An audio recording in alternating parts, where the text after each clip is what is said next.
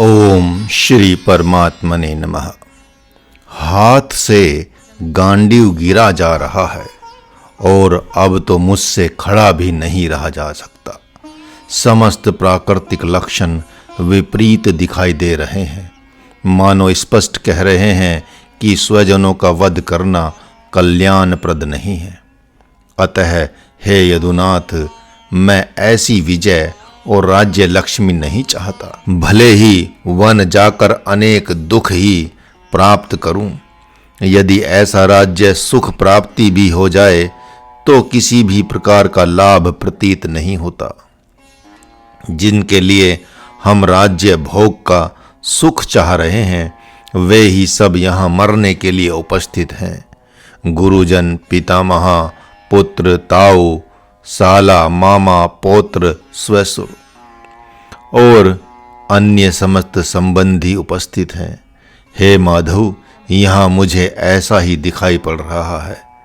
हे कृष्ण, भले ही मैं तीनों लोकों के राज्य को प्राप्त कर लूं, तो भी मैं इनका वध नहीं करूंगा। हे माधव, पृथ्वी का राज्य क्या है? मैं तो इन लोगों का वध करके तीनों लोकों का राज्य भी नहीं चाहता। मृतक तुल्य इन कौरव पुत्रों का युद्ध में वध करने से क्या प्राप्त होगा? इन आतताइयों को मारकर अत्यधिक पाप ही लगेगा। फिर सुख शांति की प्राप्ति कैसे हो सकती है? ऐसा ही समस्त संतों एवं शास्त्रों का भी कहना है।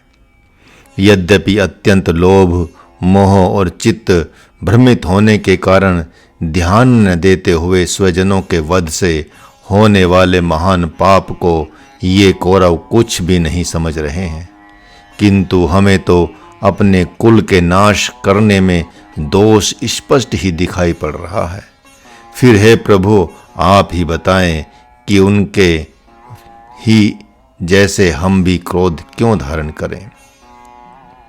हे नाथ, इस जगत में कौन सा सुख है जिसके द्वारा मन, बुद्धि और चित्त संतुष्ट हो जाएंगे? यह तो सभी जानते हैं कि समस्त विषय भोग क्षण भंगुर हैं, तो भी मूर्ख उसी में अत्यंत सुख समझते हैं। मैं तो समस्त संपत्तियों को पाप रूप समझता हूँ, जिसके कारण चारों ओर से विपत्तियां घेर लेती हैं। जैसे मरीचिका में जल नहीं होता किंतु दिखाई पड़ता है, उसी प्रकार इन संपत्तियों में भ्रम से ही सुख की प्राप्ति होती है। उसी सुख में कौरव सुख मानते हैं, इसी कारण वे आज भी हमारा अपमान कर रहे हैं। इधर हम जानते हैं कि यह माया रूपी पाप में सर्पनी हमारे बहाने ही लीला करना चाहती है, तो भी लोभवश हम सब खींचे जा रहे हैं। अहो, खेद है कि हमें अभी भी इसका क्षोभ नहीं हो रहा है। जैसे बहेलियां द्वारा वन में सब ओर से सींग घिर जाता है और कुछ समय के बाद जब वह जान जाता है तो मात्र गर्जना ही करता है, कुछ नहीं कर पाता।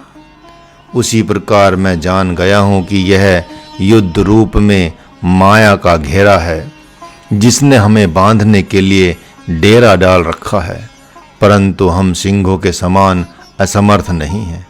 अतः इस व्यर्थ के घेरे को सहजता से तोड़ डालेंगे।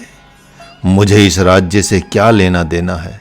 मैं तो चना चबेना भी खाकर जीवन व्यतीत कर लूँगा। अब मैं समझ गया कि समस्त भोग मिथ्या है, इसलिए जगत में जो सच में पथ्य है उसी का सेवन करूँगा। मैं कौन हूँ, ब्रह्म किस रूप वाला है, अब एकमात्र इसी अनुपम ज्ञान को जानूंगा। जिस प्रकार मरुभूमि में विचरते विचरते कोई थक कर उसके दुख देने वाले दोषों को अनेक प्रकार से बताता है, उसी प्रकार सारे भोगों में अनुरक्त रहने वाला मेरा मन उन्हीं का भक्त हो गया था, परंतु अब वह उन भोगों के दोषों पर विचार करके संत की तरह विरक्त हो गया है। सभी प्राणी वायु के सहारे शब्दोच्चार करते हुए कैसे व्यथित हो रहे हैं, जैसे कीचक अर्थात कच्चे बांस में छिद्र द्वारा हवा भर जाने से उसमें से बांसुरी की सी आवाज आती रहती है, वैसे ही जगत की सारी संपत्तियां सुख देकर सभी को ठग रही हैं, किंतु जब पुण्य समाप्त हो जाता है तो दुख देते हुए भाग जाती है और पुरुष रोता रह जाता है। जिस प्रकार गड्ढे में गिरा हुआ हाथी व्याकुल हो जाता है, उसी प्रकार मेरा हृदय शोकाकुल हो गया है। हे नाथ, अज्ञान रूपी रात्रि में मोह रूपी कुहरे के छा जाने से जब ज्ञान रूपी ज्योति सर्वथा नष्ट हो जाती है, तो विषय रूपी शब्द स्पर्श आदि चतुर चोर सब ओर से आक्रमण कर बैठते हैं और विवेक रूपी रत्न को छीन कर भाग जाते हैं। तब अपना पुरुषार्थ काम नहीं आता। इसलिए मन में ऐसा जानकर मैं युद्ध नहीं करूंगा, बल्कि किसी ज्ञानी संत की शरण में जाऊंगा। मैंने अब हृदय में ऐसा अच्छी प्रकार से विचार करके देख लिया है कि वहीं मेरा परम कल्याण होगा। हे माधव, अब मैं आपके हाथ नहीं आ सकता तथा राज्य के भूखे इन भाई बंधुओं का भी साथ छोड़ दूंगा। अब जिस प्रकार मन स्थिर हो वही परमार्थिक यत्न करूंगा।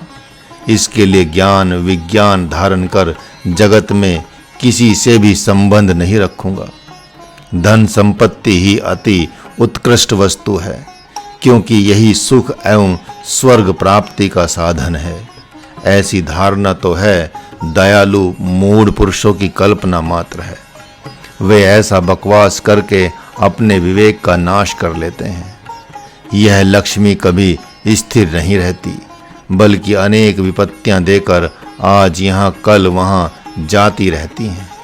यह नाना प्रकार के भोगों का रूप धारण कर आती हैं तथा मन एवं शरीर को अनेक प्रकार के रोगों से जर्जर कर देती हैं। यह पुण्य का क्षय करके स्वयं भी नाश को प्राप्त हो जाती है।